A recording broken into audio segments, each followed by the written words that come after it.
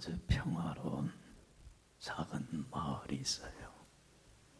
그런데 그곳에 어느 날 갑자기 나이트클럽이 생긴 거라.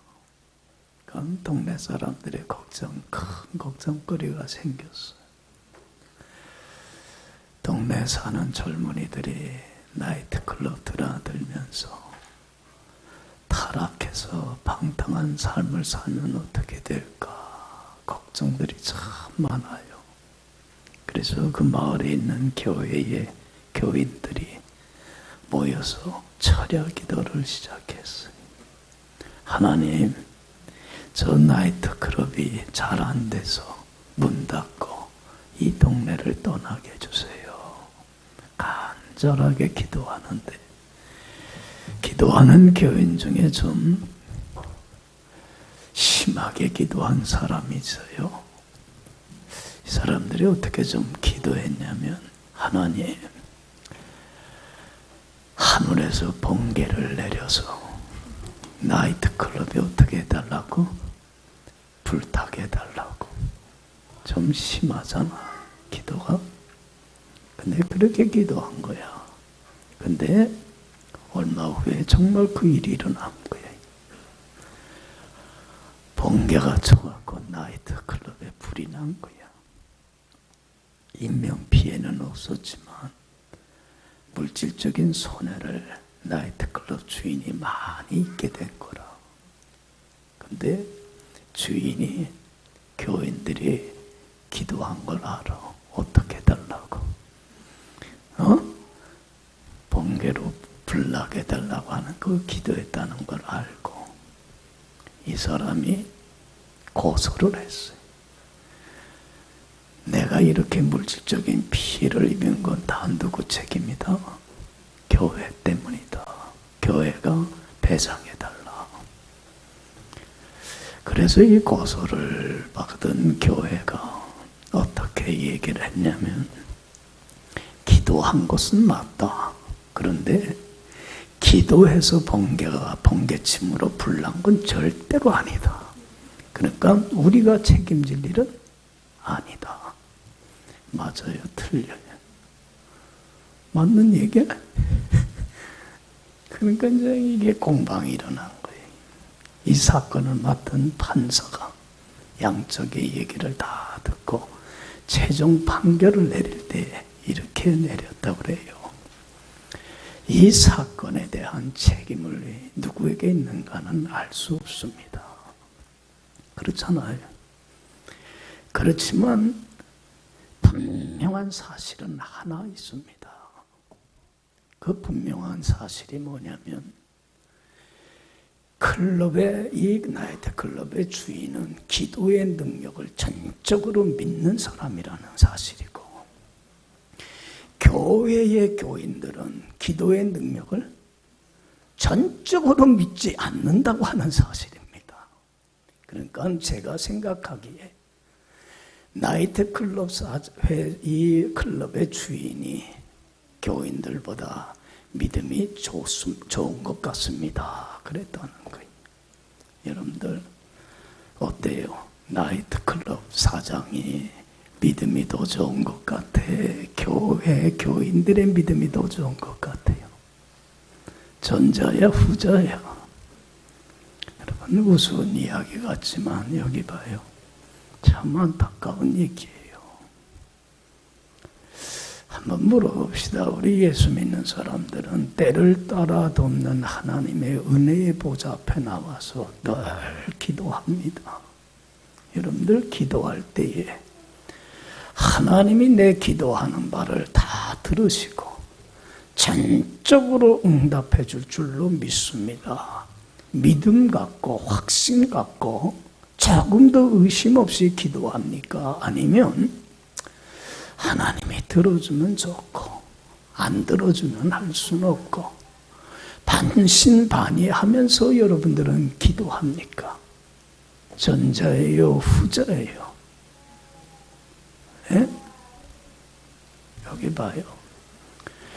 우리 예수 믿는 사람들은 우리가 기도하는 것 하나님이 다 들으시고 그리고 전적으로 100% 응답해 주리라고 하는 확신을 어디에서 가질 수가 있어요?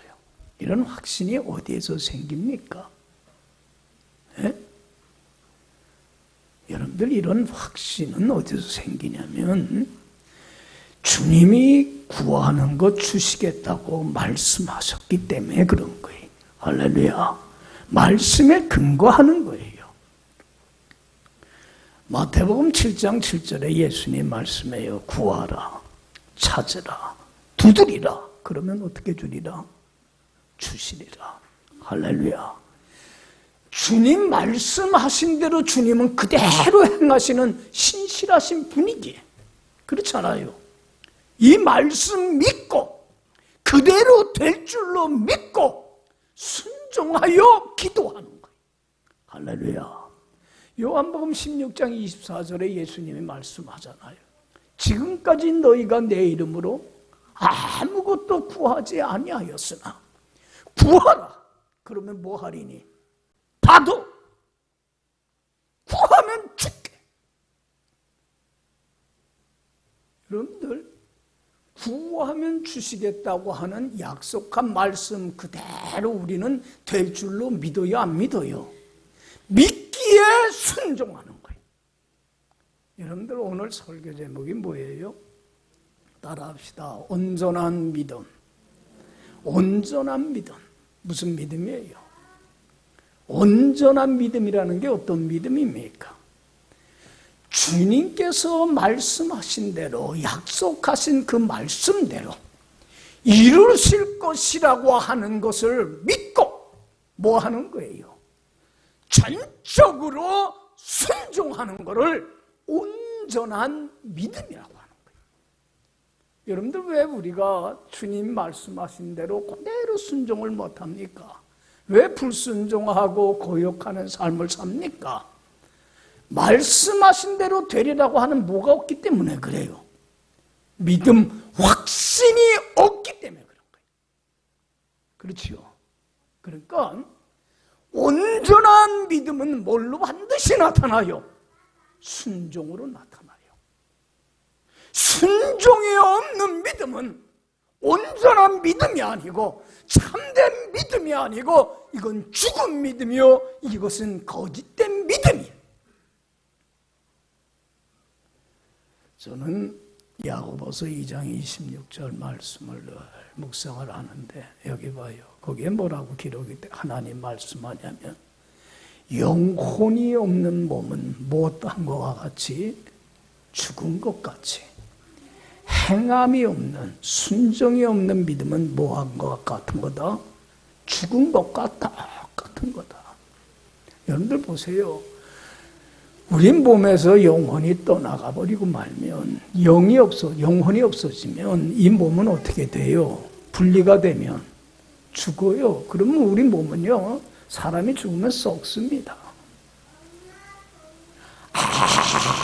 아무짝에 쓸모없는 존재들이 됩니다. 죽은 사람은요, 그래서 장례를 치러버리고 말아요. 사람들이 가까이 하기 싫습니다. 여러분들 순종이 없는, 행함이 없는, 순종이 떠난 믿음은 무슨 믿음이에요? 그건 죽은 믿음이라는 아무짝에 쓸모없는 무가치한 능력이 나타나지 않는 거짓된 믿음이고 온전하지 못한 믿음이라는 거예요. 그렇기 때문에 여러분 우리 크리스찬들은 온전한 믿음의 삶을 살아야 돼요. 할렐루야. 왜냐하면 이러한 온전한 믿음의 그릇 위에 하나님은 한없는 은혜와 축복으로 가득 채워 주시기 때문에 그래요. 지난주에 나도 설교를 했지만 우리는 하나님의 은혜 없이는 하루도 살아요? 못 살아요? 못 살아요. 하나님의 사랑을 받지 않고는 살아갈 수가 없어요. 그런데 그 하나님 주실 은혜를 사모하며 온전한 믿음으로 사는 자에게 하나님은 때마다 일마다 한없는 은혜와 축복으로 가득 채워주시더란 얘기예요. 할렐루야. 왜 이 은혜와 축복을 체험받지 못하냐면 뭐가 없어서 그래요? 이 은혜와 축복을 받을 만한 믿음의 그릇이, 큰 믿음의 그릇이 없기 때문에 그래요. 여러분, 오늘 본문 말씀은 우리가 참 잘 아는 말씀인데, 참 온전한 믿음의 그릇을 갖고 있는 자에게 하나님이 주시는 한없는 은혜와 축복이 얼마나 크고 놀라운가를 우리에게 교훈해 주는 말씀이에요. 여기 봐요. 그래서 여러분들이 온전한 믿음으로 나가려면 우리가 꼭 가져야 될 두 가지 중요한 삶의 태도가 있어요. 온전한 믿음으로 나가기 위해서 꼭 가져야 될 첫 번째 태도는 뭐냐면 경험과 상식의 한계를 극복할 줄 알아야 돼. 이런 삶의 태도가 있어야 돼. 여러분들, 제가 좀 이렇게 목회를 하면서 느끼는 건 뭐냐면 대부분의 많은 사람들은 경험과 상식의 한계를 극복을 못해요. 그래서 온전한 믿음의 자리로 나가지를 못해요. 보세요. 자기가 경험하거나 자기가 눈으로 목격한 것은 받아들여요. 믿어요. 그런데 경험하지 못한 바는 어떻게 해요? 눈으로 목격하거나 체험하지 못한 것은 수용합니까? 안 합니까?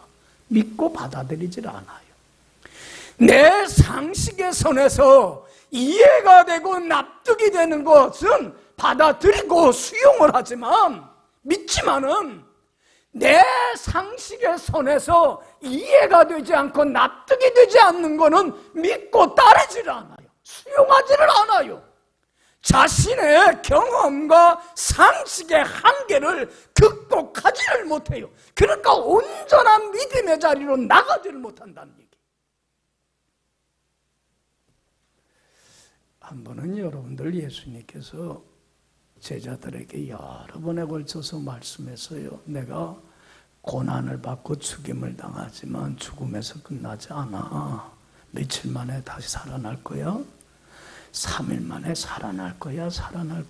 여러 번에 걸쳐서 말씀했지만 제자들조차도 이 예수님의 말씀이 그대로 되리라고 믿었습니까? 안 믿었습니까? 안 믿었어요. 왜요?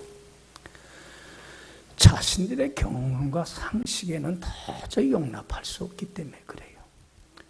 죽었다가 살아난 사람을 보지도 못했을 뿐더러 사람이 죽으면 어떻게 되는 거예요?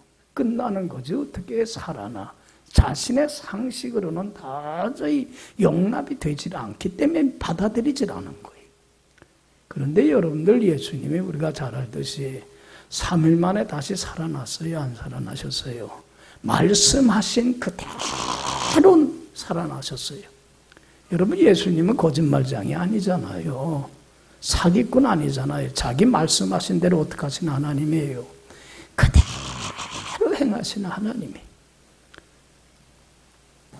그리고는 제자들한테 나타났어요. 봐라. 제자들이 다시 살아나신 예수님을 자신들의 눈으로 목격하고 경험하고 체험을 하니까 그제서야 믿었어, 안 믿었어요? 아, 다시 살아난다는 게 사실이구나, 거짓말이 아니구나. 그제서야 받아들여요. 그리고는 예수님의 부활을 목격한 제자들이 누구한테 가서 알렸어요? 그 제자의 12제자면서 그 자리에 없었던 누구한테? 도마한테 찾아갔어요. 도마야. 예수님이 살아났어. 그럴 때 도마가 뭐라고 합니까? 야, 말도 안 되는 소리 하지 말아라. 내가 예수님이 십자가에 못 박힌 못자국을 내 눈으로 목격하지 않고서는, 내 손으로 그 못자국을 난 손에 손을 집어넣지 않고서는 창에 찔린 옆구리에 내 손을 넣어서 만져보지 않고서, 내가 직접 목격하고 경험하고 체험하지 않고서는 나는 못 믿어 그랬어요. 그러니까 사람들은요, 뭐만 믿어요? 내가 경험을 해야 돼요. 내 상식선에 이해가 돼야만 믿어요. 도마만의 얘기가 아니에요. 이건 우리들의 얘기지. 그럴 때 예수님이 그에게도 믿음 주시게 하시려고 부활하신 주님이 찾아와서 하신 말씀이 뭐였어요? 도마야, 네 말대로 내 못 박힌 이 손목에 보고 만져봐. 네 원하는 대로. 그리고 옆구리에 창에 찔린 자국을 네 손으로 직접 만져봐. 경험해봐. 그러면서 하신 말씀이 믿음 없는 자가 되지 말고 뭐가 됐으면 좋겠다? 믿음이 있는 사람 됐으면 좋겠다. 할렐루야. 우리 주님은요, 믿음 생활하는 우리가 온전한 믿음의 사람 되길 원해요. 믿음 없는 자 되길 원치 않아요. 그럴 때에 도마가 자기 눈으로 목격하고 경험하고 체험하고 나서야 비로소 예수님 앞에 무릎을 꿇고 고백을 해요. 예수님은 나의 주인이시며 나의 하나님이십니다. 고백을 할 때, 믿을 때에 예수님이 도마에게 하신 말씀이 뭐였어요? 도마야, 네가 목격하고 본 거로 믿니? 뭐가 더 복된 거야? 네가 경험하지 못했더라도, 네 상식에 맞지 않는다고 하더라도 말씀하신 그대로 되리라고 믿고 따르고 순종하는 온전한 믿음의 삶을 사는 사람이 복된 거야. 할렐루야. 여러분, 온전한 믿음의 사람이 왜 복되냐면 한없이 부어주시는 하나님의 은혜와 축복과 영광 속에 이 사람은 살아가기 때문에 그런 거예요. 할렐루야. 여러분들 보세요. 오늘 본문에 나오는 이 사람 참 경험과 상식의 한계를 극복한 분이에요. 그래서 온전한 믿음의 사람으로 축복받은 거예요. 회당장 야이로, 여러분들 회당장은 그 마을의 최고의 지위 있는 존경받는 사람이에요. 권세가 있는 사람이에요. 그러나 자기의 지위와 체면들 다 버리고 예수님 앞에 나와 무릎 꿇고 간구한 것은 이유는 하나예요. 가정에 어떤 어려움이 있었어요? 여러분들 좀 어려움이 있어야 돼요. 전 목회하면서 느끼는 게 어려움 없으면 믿음 안 자라납니다. 이 사람이 예수님 앞에 나와 부르짖은 게 12살 난 외동딸이 병들어 어떻게 하고 있어요? 죽어가고 있어요. 부모 심정은 자식 죽어가는 모습 보면 안타까워요. 백방으로 고쳐보기 위하여 수고해봤지만 허사해요. 그런데 어느 날 이 회당장이 사람들한테 얘기를 들어요. 예수님이 병을 고치더라. 안진뱅이를 일으키고 문둥병자를 고치고 소경의 눈을 뜨게 하더라. 소문을 들었어요. 여러분들, 이 사람이 직접 병자를 고치고 안진뱅이 일으키는 걸 이 사람은 봤어요? 못 봤어요? 경험했어요? 못했어요? 자기 눈으로는 경험 못했어요. 그러면 경험과 상식의 한계를 극복하지 못했더라면 이 사람이 야, 있을 데도 없는 소리 그런 거 하지도 마라. 그런 일이 어떻게 일어나냐? 말도 안 되는 소리라고 일축할 거예요. 그런데 이 사람은 자신의 경험과 상식의 한계를 벗어나서 눈으로 보지는 못했지만, 직접 경험은 못했지만 자신의 이성과 상식으로 합리로 받아들이긴 어렵지만 그 사람은 그걸 한계를 극복하고 예수님 앞에 나왔어요, 안 나왔어요? 아, 예수님이라면 내 딸의 문제 해결해 주리라고 하나. 사람들은 해결하지 못했지만 주님은 해결해 주리라고 하는 그 믿음, 확신 하나만 갖고 예수님 앞에 나오더라는 얘기. 이게 무슨 믿음이에요? 예수님이 여러분 회당장 야이로에게서 본 것은 그 중심에 있는 뭘 본 거예요? 여러분들, 예수님은 그 사람의 외모 절대로 안 봅니다. 겉모습 안 봅니다. 지가 높으냐 낮으냐, 배웠느냐 못 배웠느냐, 가진 게 많냐 없냐, 교회 오래 다녔느냐 안 다녔느냐, 초신자냐, 성경을 많이 아느냐 모르냐, 뭐 목사냐 집사냐 평신도냐, 그런 거 안 봐요. 우리는 뭘 주로 봐요? 사람들을 볼 때, 평가할 때 그 겉모습만 봐요. 하나님은, 주님은 절대로 그거 안 봅니다. 중심에 있는 뭐 하나 봅니까? 믿음 하나 봐요. 온전한 믿음 봐요. 믿음 보시고는 내가 당장 너희 집에 가서 네 딸을 고쳐주마. 그리고서는 우리가 잘 알듯이 이 딸이 가는 중에 죽었는데 그 딸을, 죽은 딸을 어떻게 해요? 살리는 엄청난 하나님의 은혜와 축복과 영광이 그 가정에 임하는 기적의 역사가 나타나더라는 얘기. 할렐루야. 뭐에? 온전한 믿음이 있는 곳에. 잘 들으세요. 이 말씀을 통해서 주님이 우리에게 교훈하고자 하는 게 그거예요. 온전한 믿음으로 나가려면 반드시 극복해야 될 게 있어요. 뭘 극복해야 돼요? 자신의 경험과 상식의 한계를 넘어설 줄 알아야 돼. 할렐루야. 여러분들 요한복음 4장에 보면 여러분들 잘 알듯이 이런 얘기가 있어요. 예수님이 가나에 갔을 때에 멀리 떨어져 있는 가버나움에서 왕의 신하, 헤롯 왕의 신하면 귀족이고 벼슬 아치고 권세가 있는 사람이에요. 이 사람도요, 왜 예수님 앞에 나왔어요? 자기의 아들이 병들어 죽어가는 이런 큰 어려움을 겪게 돼요. 시련을 겪게 돼요. 그런데 이 사람도요, 온전한 믿음 갖고 나온 거예요. 자신의 경험이나 상식의 한계를 극복하고 예수님 앞에 예수님이 내 아들의 문제 해결해 주라고 한 믿음 갖고 나온 거예요. 그러니까 예수님은 이 왕의 신하에게서도 야이로에게서 본 것과 똑같이 뭘 봤어요? 온전한 믿음을 봤어요. 그래서 그 사람에게 온전한 믿음 갖고 나온 이 왕의 신하에게 예수님이 뭐라고 말씀하냐면 이런 얘기를 해요. 사람들은 도무지 표적과 기적을 눈으로 보지 않고서는 믿지 않는구나. 여러분들, 사람들은 뭘 해야만이 믿어요?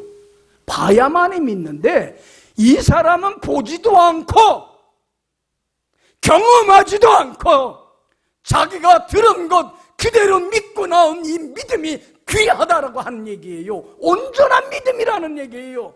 그러면서 이 사람에게 무슨 말씀을 하냐면, 야,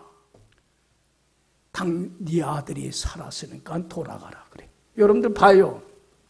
가버나움까지는 먼 길이에요. 아들이 살았는지 안 살았는지 지금 당장의 눈으로 확인하고 목격할 수 있어요, 없어요? 있어요, 없어요? 없잖아요. 우리 같으면은 어떻게 그게 가능해요? 여러분들 원격 조종하는 것도 아니고 그 먼 데서 아들 있는 거 병 상태도 알지도 못한 채 말씀 한마디로 그 자리에서 네 아들이 살았어. 여러분들, 인간의 보통의 상식으로는 이해가 되고 납득이 되는 얘기예요, 아니에요? 아니에요. 그런데 이 왕의 신하 보세요.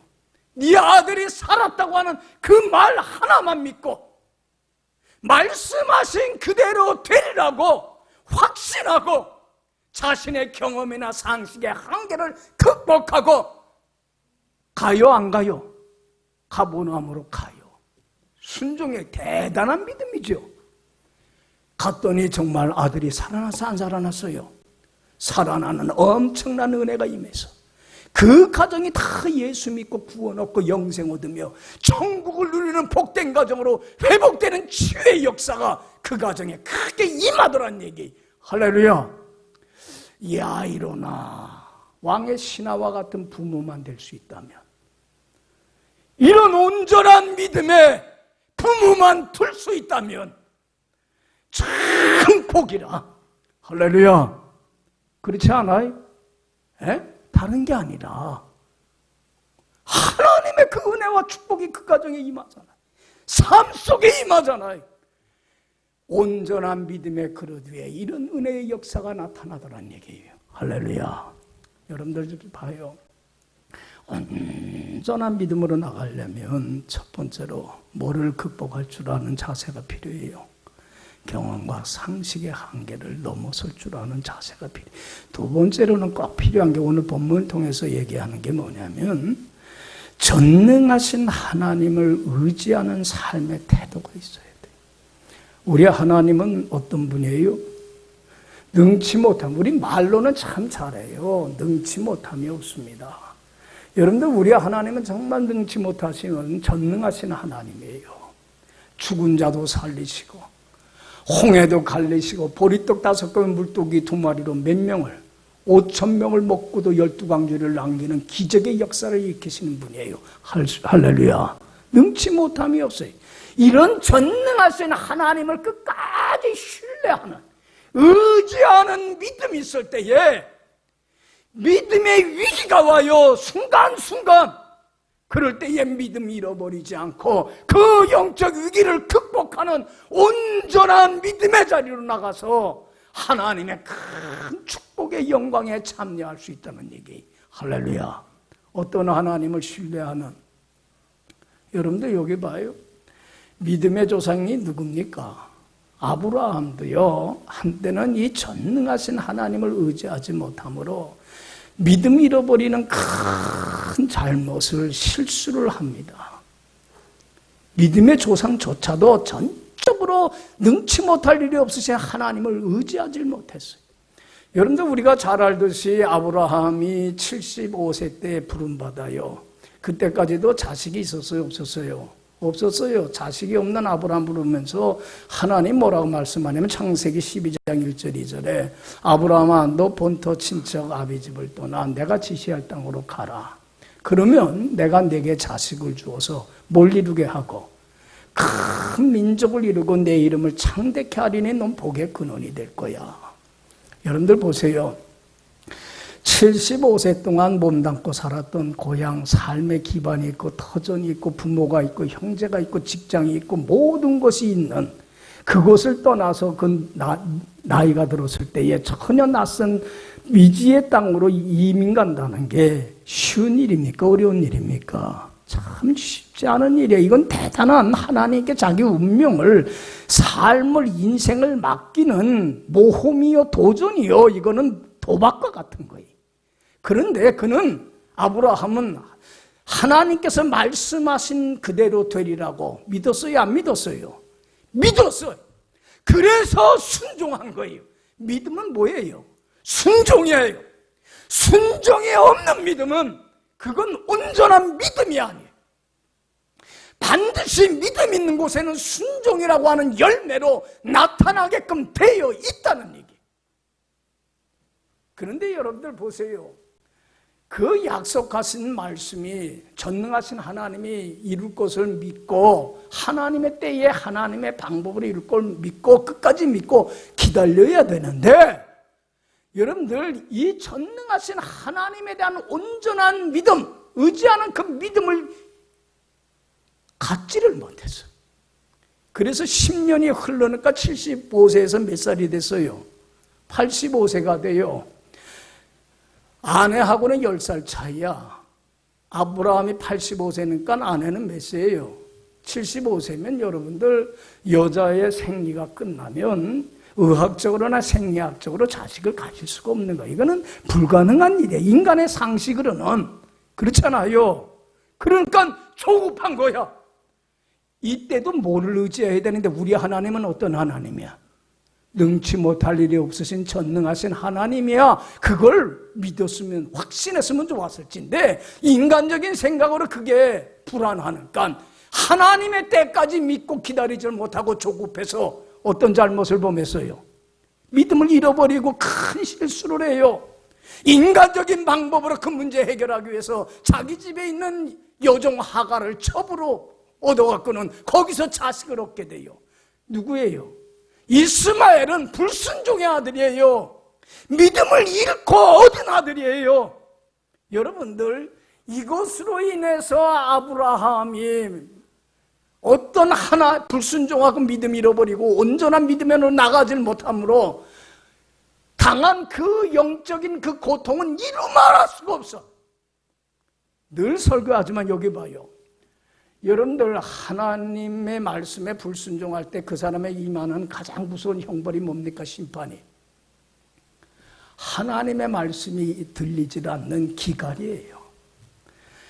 아모스 8장 11절에 하나님이 이스라엘 백성들에게 아모스를 통해서 불순종하는 자들에게 분명히 얘기를 해요. 보라 날이 이를지라 내가 이 땅에 뭘 보내리니?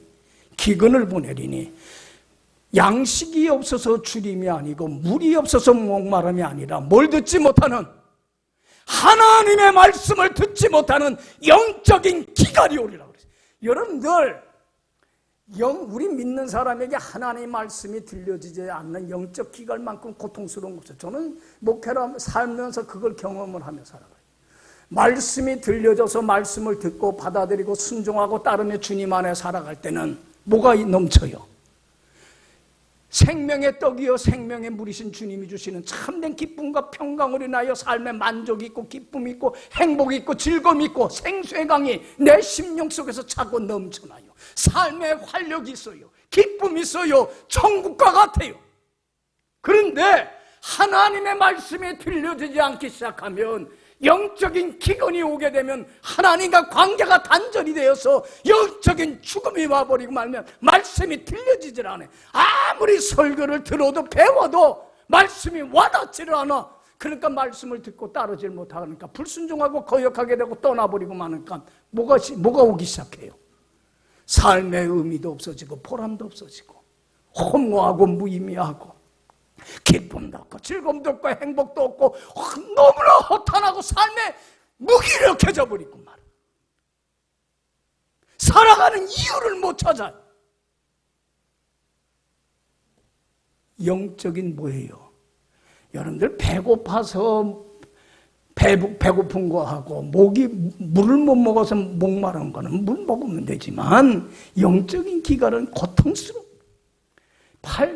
86세 때서부터 99세 때까지 13년 동안 이 영적인 침체의 늪에 빠져갖고 얼마나 영적인 공고함을 겪는지 몰라요. 아브라함이 창세기 17장 1절로 넘어가서 하나님이 99세 때 아브라함에게 나타나서 하신 말씀이 뭐였는 줄 알아요? 아브라함아, 나는 어떤 하나님이야? 전능한 하나님이야. 왜 너는 내 앞에서 행하여 온전하지 못하고 이런 잘못을 범하니? 여러분들, 아브라함이 믿음을 잃어버리고 온전한 믿음의 자리로 나가지 못하게 된 게 누굴 신뢰하지 못해서 그래요. 전능하신 하나님을 전적으로 신뢰를 못해서 그래요. 그래서 그때의 하나님이 아브라함에게 주신 말씀이, 아브라함아, 너 99세고 아내는 몇 살이에요? 89세야.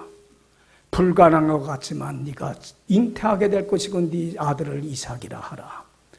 이때는 여자로서의 생리가 다 끝나고 다 불가능하지만 전능하신 하나님을 전적으로 의지해요, 안 해요? 의지해요. 놀라운 기적의 역사가 나타나요. 아들 이삭이 태어나게 되고 엄청난 하나님의 은혜와 축복의 기적의 역사가 이제 다시 나타나게 되더라. 할렐루야. 누구를 의지했더니? 전능하신 하나님만 의지했더니. 여러분들, 전능하신 하나님만 의지하는 온전한 이 자세가 있어야만이 믿음의 위기를 극복하고 온전한 신앙의 자리로 나가요. 왜 이 말씀을 드리냐면, 여기 봐요.